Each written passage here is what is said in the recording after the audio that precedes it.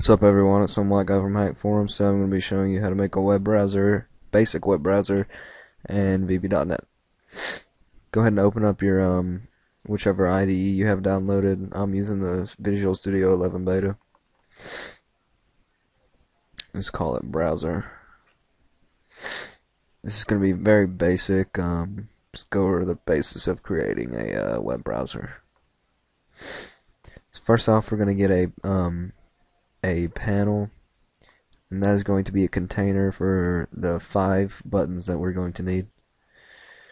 We'll set the dock of the container to the top, and about the size it is already, that should be good enough. Now we're going to need 5 buttons and 1 text box. Let's go ahead and rearrange them real quick, resize as needed. Okay, so we'll have backwards, forwards, refresh,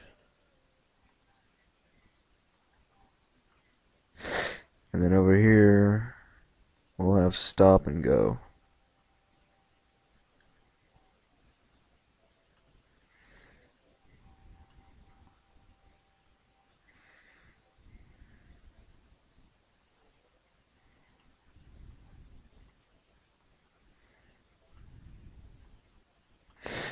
Go ahead and change the actual name and the text of each button. So this one is going to be back,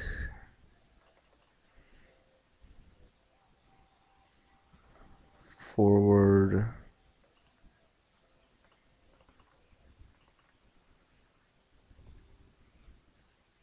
refresh,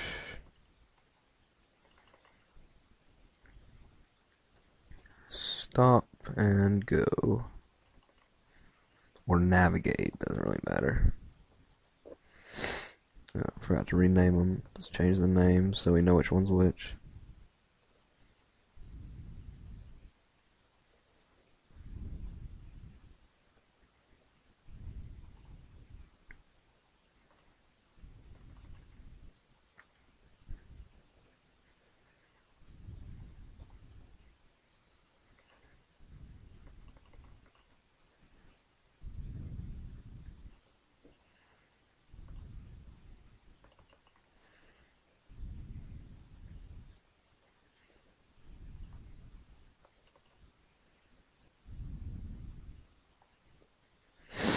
Alright, now let's add our text box, which we're going to use for, it'll be what sets the URL that we navigate to.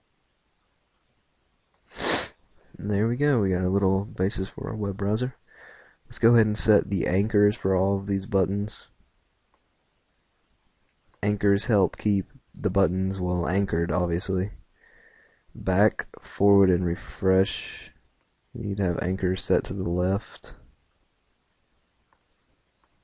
The text box needs to have anchors set to the right and left. Stop and go need to have anchors only set to the left. I'm going to go ahead and set the minimum size of the form to the current size that it is now. You don't really have to do that, but I'm going to. Now, I'll set the maximum size. Whoopsie.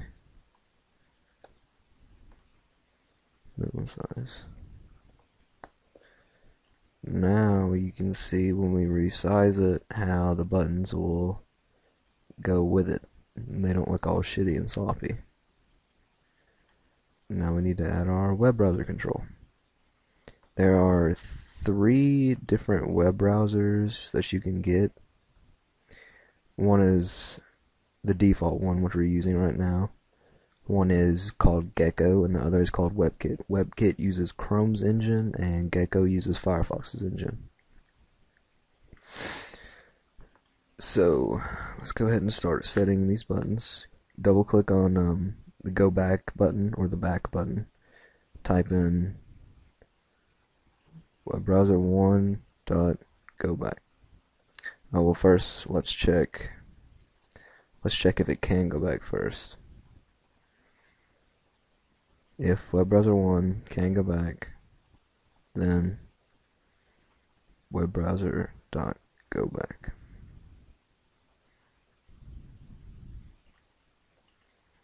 Click on forward. If WebBrowser 1 can go forward, then WebBrowser 1 go forward.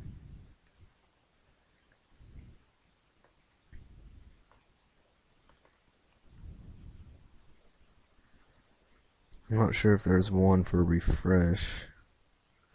Yeah, there's not.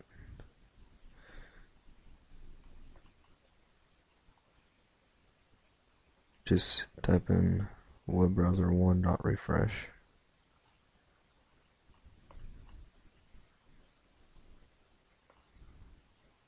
Click on stop.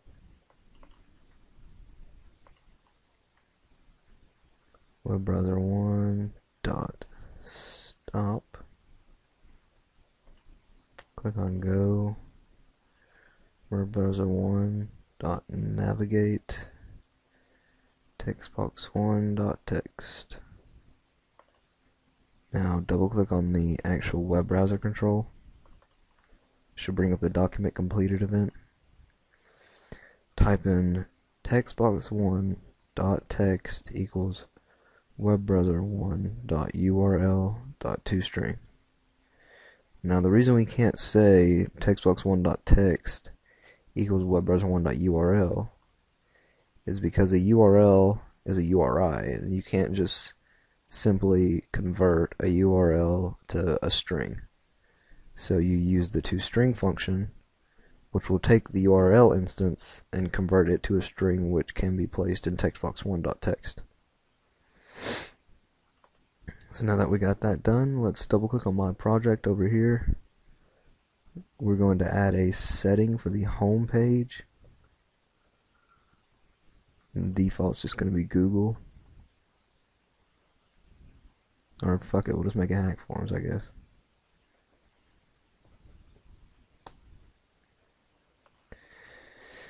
On form 1 load, we will navigate to our home page.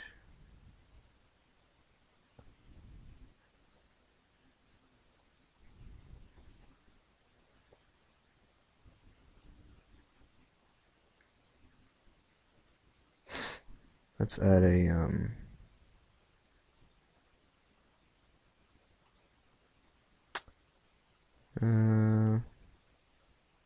you can add a little button to change that home page if you want to. I'm not going to though.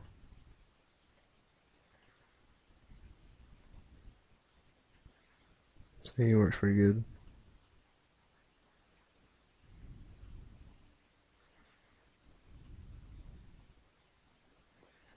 Yeah, don't have access, whatever.